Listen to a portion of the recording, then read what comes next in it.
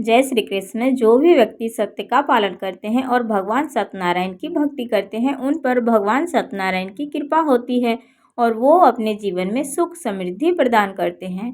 सत्य और अहंकार से प्रेरित होकर अगर सत्यनारायण भगवान के प्रसाद का अपमान करें तो व्यक्ति को कष्ट और दुर्भाग्य का सामना करना पड़ता है। सत्यनारायण भगवान की कथा का पाठ करने से व्यक्ति को 1000 यज्ञ करने के बराबर पुण्य फल की प्राप्ति होती है।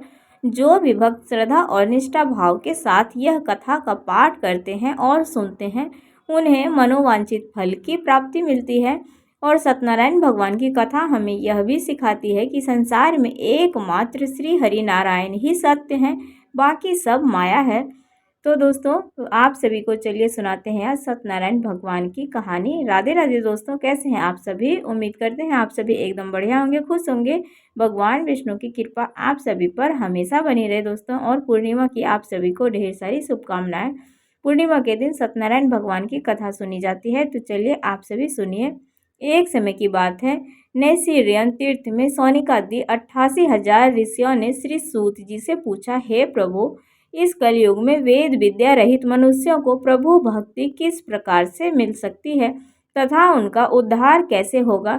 हे मुनिश्रेष्ठ, ऐसा कोई तप बताइए जिससे थोड़े समय में ही पुण्य मिले और मनोवांछित फल भी मिल जाए। इस प्रकार की कथा सुनने की हम इच्छा रखते हैं।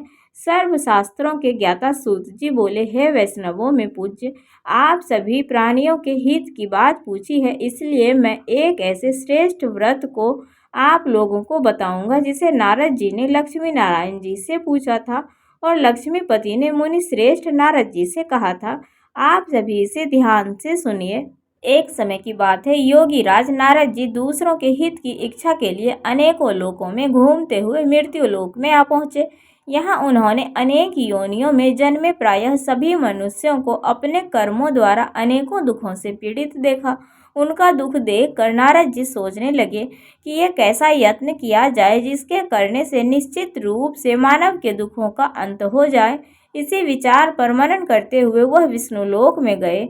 वहां वह देवों के इस नारायण की स्तुति करने लगे, जिनके हाथों में शंख चक्र गदा और पद्म थे, गले में वरमाला पहने हुए थे। स्तुति करते हुए नारद जी बोले, हे भगवान, आप अत्यंत शक्ति से संपन्न हैं। मन तथा वाणी भी आपको नहीं पा सकती है। आपका आदि मध्य तथा अंत नहीं है। निर्गुण स्वरूप सृष्टि के कारण भक्तों के दुख को दूर करने वाले हैं। आपको मेरा नमस्कार है। नारद जी की स्तुति सुन विष्णु भगवान जी बोले, हे मुनि श्रेष्ठ, आपके मन में क्या बात है? आप किस काम के लिए पधारे हैं, उसे निसंकोच कहो। इस पर नारद मुनि बोले कि मृत्यु लोक में अनेक योनियों में जन्मे मनुष्यों को अपने कर्मों के द्वारा अनेकों दुखों से दुखी हो रहे हैं। हे नाथ, आप मुझ पर दया रखते हैं तो बताइए कि वो मनुष्य थोड़े से ही प्रयास से अपने दुखों से कैसे छुटकारा पा सकते हैं। श्री हरि बोले, हे नारद, मनुष्यों की भलाई के लिए तुमने बहुत अच्छी बात पूछी है, जिसके करने से मनुष्य मोह से छूट जाता है। वह बात मैं कहता हूँ, उसे सुनो। स्वर्ग लोक और मृत्यु लोक में एक दुर्लभ उत्तम व्रत है जो पुण्य देने वाला है। आज प्रेम वश होकर मैं उसे तुमसे कहता हूँ। श्री सत्यनारायण भगवान का यह व्रत अच्छी तरह विधि विधान पूर्वक से करके मनुष्य तुरंत ही यहाँ सुख भोग कर मरने पर मोक्ष पा सकता है। श्री हरि के वचन सुन नारद जी बोले, उस व्रत का फल क्या है और उसका विधान क्या है? यह व्रत किसने किया था? इस व्रत को किस दिन करना चाहिए? सब कुछ विस्तार से बताएं। नारद जी की बात सुनकर श्री हरि विष्णु जी बोले, दुख व शोक को दूर करने वाला यह सभी स्थानों पर विजयी दिलाने वाला है। मानव को भक्ति और श्रद्धा के साथ शाम को श्री सत्यनारायण की पूजा धर्म परायण होकर ब्राह्मणों व बंधुओं के साथ करनी चाहिए। भक्ति भाव से ही नैवेद्य, केले का फल, घी, दूध और गेहूं के आटे के प्रसाद बनाकर लें। अगर गेहूं के आटे ना हो तो उसके स्थान पर साठी का आटा लें। शक्कर तथा गुड़ मिलाकर प्रसाद बनाएं और पंचामृत बनाएं। इस प्रकार सभी भक्षण योग्य पदार्थों को मिलाकर भगवान को भोग लगाएं। ब्राह्मणों सहित बंधु बांधवों को भी भोजन कराएं। उसके बाद स्वयं भोजन ग्रहण करें। भजन कीर्तन के साथ भगवान की भक्ति में लीन हो जाएं। इस तरह से सत्यनारायण भगवान का यह व्रत करने पर मनुष्य की सारी इच्छाएं निश्चित रूप से पूरी होती है। इस कलिकाल अर्थात कलयुग में मृत्यु लोक में मोक्ष का यही एक सरल उपाय बताया गया है। सूत जी बोले, हे ऋषियों, जिसने पहले समय में इस व्रत को किया था उसका इतिहास कहता हूँ, सो ध्यान से सुनो। काशीपुरी नगरी में एक अत्यंत निर्धन ब्राह्मण रहता था। भूख प्यास से परेशान वह धरती पर घूमता रहता था।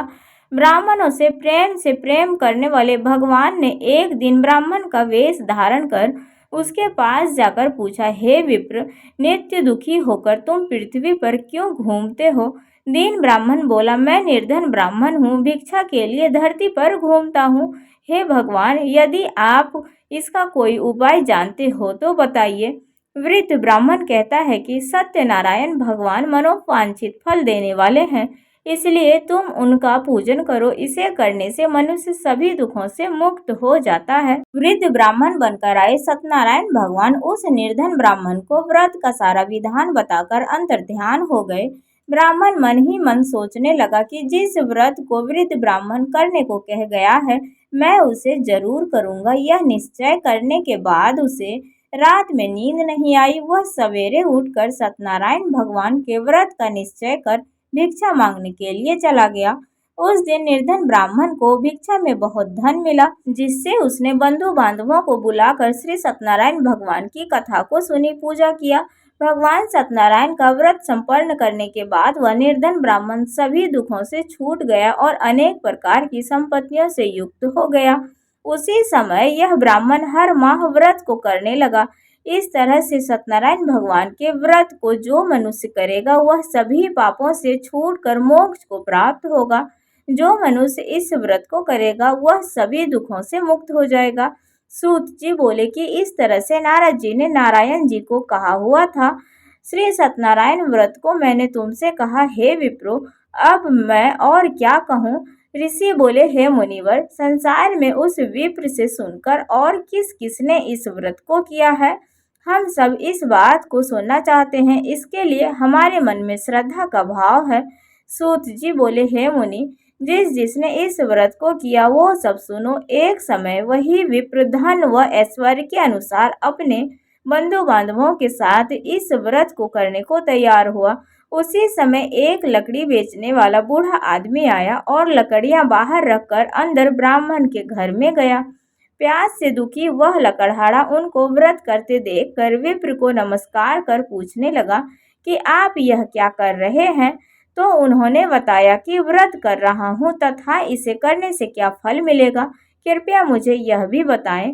ब्राह्मण ने कहा कि सब मनोकामनाओं को पूरा करने वाला यह सत्यनारायण भगवान का व्रत है। इनकी कृपा से ही मेरे घर में धन धान्य आदि की वृद्धि हुई है। वह वृद्ध सत्यनारायण व्रत के बारे में जानकर बहुत प्रसन्न हुआ। चरणामृत और प्रसाद खाने के बाद वह अपने घर को गया। लकड़हारे ने मन में संकल्प किया कि आज लकड़ी बेचकर उसे जो धन मिलेगा वह उसी से श्री सत्यनारायण भगवान का उत्तम व्रत करेगा। मन में इस विचार को लेकर बूढ़ा आदमी सिर पर लकड़ियां रखकर उस नगर में बेचने गया जहाँ ज्यादा धनी लोग रहते थे। उसे लकड़ियां बेचकर पहले से 4 गुना अधिक धन मिला।